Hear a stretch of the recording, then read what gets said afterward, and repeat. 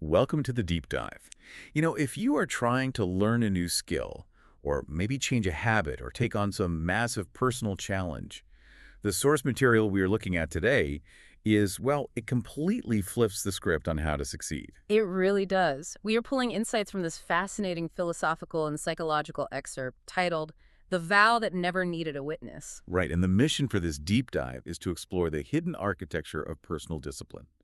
Specifically, why our deepest, most important commitments usually fall apart. Because, spoiler alert, it is rarely due to a lack of willpower. Yeah, exactly. It's actually because of these invisible structural traps we accidentally set for ourselves. Okay, let's unpack this.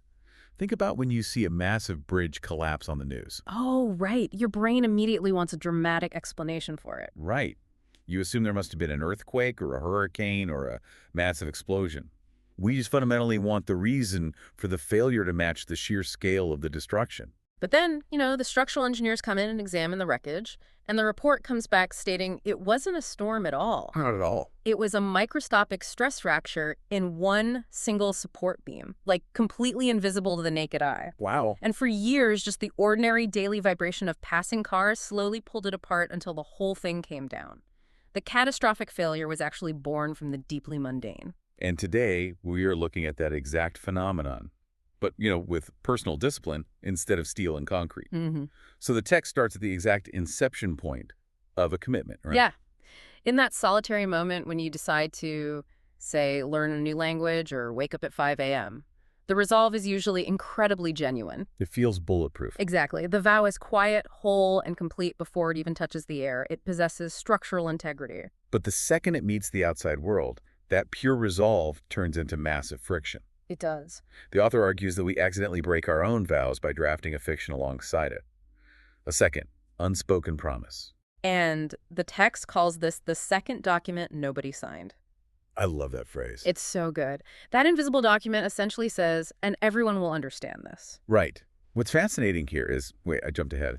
It's like signing a strict personal contract with yourself, but secretly writing in invisible ink at the bottom, and everyone around me will applaud and make this easy for me. That is exactly it. What's fascinating here is why this happens. We mistakenly conflate our own personal resolve with a need for social consensus. Because we want people to agree with us. Right. Human beings are wired for social cohesion. We expect our social circle to act as scaffolding for our new habit. But the text points out that understanding from others is purely optional. It is a guest who may or may not arrive. A guest who may or may not arrive. That is such a striking way to put it. Because that invisible document is total fiction, right? People didn't sign up for your new habit. No, they didn't. And that is why disciplines actually die in the argument. Or they die in the joke from a coworker that isn't quite a joke. Oh, man, yeah. Or that dinner party where you suddenly have to explain yourself out of eating the appetizer. Yes. Socially, your discipline is going to trigger what the source calls a raised eyebrow across the table. The raised eyebrow. So true. When you introduce a strict new habit, people generally view it in one of two ways. It's either a performance for them to critique, or it's a mirror they would rather not look into. A mirror they'd rather not look into. Ouch. Because your sudden discipline highlights their own lack of it. So our natural instinct when we get that raised eyebrow is to explain harder. We give more context, better reasons, proof that this isn't a cry for help. We want to defend it. But the source warns that explaining harder is a total trap, right? It is a massive trap. It's asking for a vote you already decided you didn't need. So what's the alternative? The source says the steadier move is offering just one clear sentence, once, and letting it sit unresolved in someone else's mind. Okay, but wait. Let me push back on that a bit. Isn't it just human nature to want to reassure the people closest to you? I mean, if someone you love genuinely thinks your new strict habit is unhealthy, doesn't leaving it unresolved feel a little cold? This raises an important question, but the source is very clear here. It's not about being cold at all. It is about recognizing that you cannot force someone to understand a discipline they didn't choose. You just can't make them get it. Right. You can be kind, but their processing of your choice is simply not your job. It never was. So trying to manage their reaction just burns the energy you need for the actual discipline. Exactly. You are trying to engineer a frictionless social environment, which is physically impossible. Okay, so let's say we stop trying to manage everyone else's reaction. We stop explaining harder. Here's where it gets really interesting, because then we are left alone with the vow itself, And that is where we hit the second trap, the internal trap. which is how we manage our own expectations of ourselves. Yes. The text identifies this totally toxic expectation we hold, which is that you will hold the commitment without a single crack. Not one skipped moment. Right. No wrong words, no days where your body or your will fails to cooperate. The source states that holding a commitment to this flawless standard turns it into a weapon. It stops being a real commitment and just becomes a performance of flawlessness wearing a commitment's clothes. A performance of flawlessness. Yeah. I liken this to a movie set facade.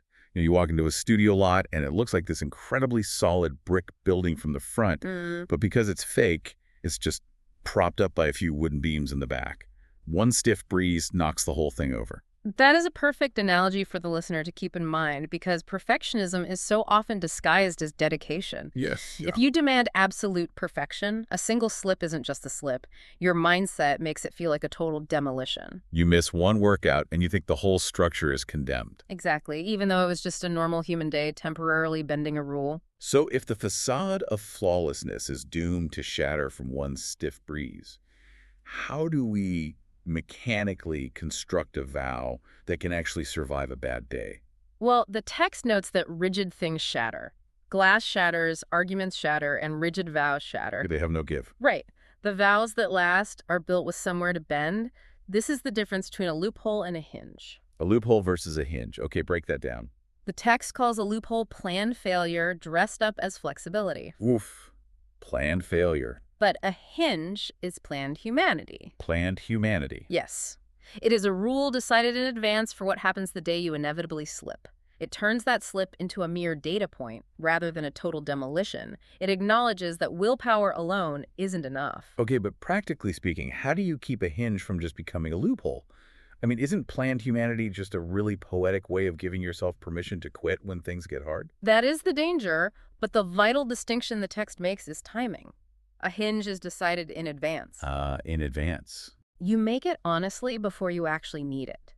When you are clear-headed, it acknowledges you are a person in a body and a social world that weren't built for this discipline. So it doesn't let you quit. No, it tells you exactly how to absorb the shock of a mistake and keep moving. It keeps the behavioral loop closed. So to truly test the strength of a hinge, the text says we have to look at what happens when a discipline pushes the human body and mind to their absolute limits. Right. It uses the extreme example of going liquid for weeks at a time, like a severe fast. Right, and it warns that when you do that, the body will have opinions the mind didn't authorize. Opinions the mind didn't authorize. I love that phrasing. It's incredible. Old patterns will surface exactly when you are too depleted to meet them gracefully. Because you are physically exhausted. And then the social chaos hits too. Loved ones worry clumsily, strangers say stinging things because they lack a frame of reference for something that extreme. But crucially, the text says none of this means the vow was wrong. The cost of a real vow is never zero. We always expect it to be easy if it's the right thing to do. Yes.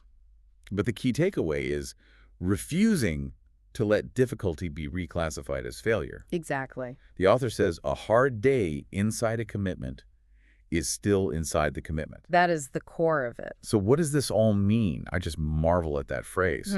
A hard day inside a commitment is still inside the commitment. Think about being caught in a terrible storm while you are hiking a mountain. Oh, that's a great way to picture it. You might be miserable. You are soaking wet. You're struggling, slipping in the mud, but you are still on the mountain. You haven't left the trail. Right. The bad weather doesn't mean you feel the hike. You are just having a hard time doing it. If we connect this to the bigger picture, the ultimate thesis here is that the vow doesn't need a perfect record to remain intact. A commitment survives contact with reality, and expectation doesn't. Because expectations are rigid. Exactly. The vow only requires that you keep choosing it again and again in whatever condition you currently find yourself. Imperfectly. Yes. Without requiring the day to have gone the way you privately hoped it would. Wow.